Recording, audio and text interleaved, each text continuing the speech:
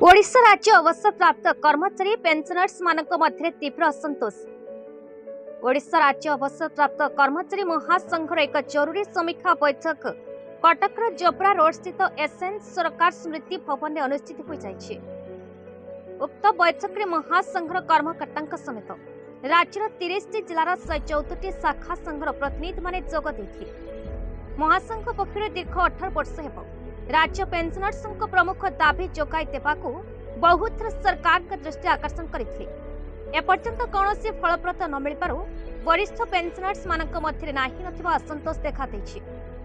राज्य पेंशनर्स मानक चिकित्सा भत्ता और चिकित्सा सुविधा सुजोग जोगाई देवाकू नै राज्य सरकार प्रतारणा विरोध में चलित निर्वाचन में राज्यर 147 निर्वाचन मंडली रे पेंशनर्स महासंघ पक्षर प्रचार अभियान संगठित करने संघर अध्यक्ष प्रताप चंद्र दास महासचिव गोकुलानंद बेहेरा सांबादिक मानक सूचना प्रदान करिसेंति।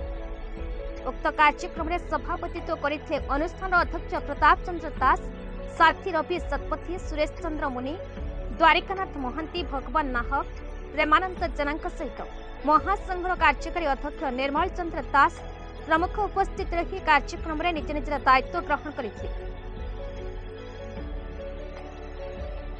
महासचिव ओडिशा राज्य अवसरप्राप्त कर्मचारी महासंघ आज आमर ये केंद्रीय कार्यकारी कमिटी बैठक बस सब नेतृमंडली आम सारा ओडिशा आसछन्ति 114 संगठन जो कर्मकर्ता से मीटिंग आज भी बस आम राज्य सरकार को बारंबार आम महासंघर प्रमुख दाबी चिकित्सा भत्ता और चिकित्सा सुविधा अन्य कर्मचारी मानक दि जाउछि।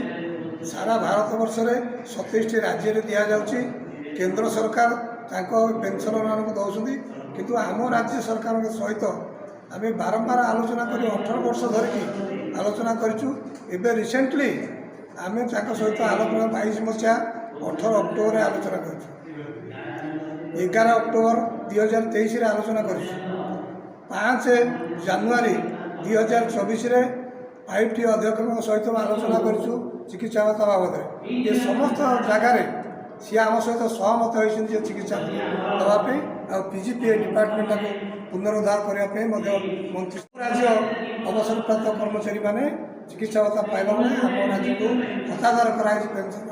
तेणु आज ये बैठक बस निष्पत्ति ग्रहण कराई पेंशन मान विरुद्ध जो सरकार है समस्त पेंशनर एवं फैमिली एवं परिवार ये समस्त को आज आह्वान दिया सारा ओडिशा जो सरकार आज पेंशन मान को हतादार कर दाबी प्रति कर्णपात न कर स्पष्ट मत 24 निर्वाचन में बैलेट बॉक्स में स्पष्ट मत प्रदान करेंगे ये सरकार जो विरुद्धाचरण कर शिक्षा देवे यही कथा आज ये बैठक में निष्पत्ति ग्रहण कर।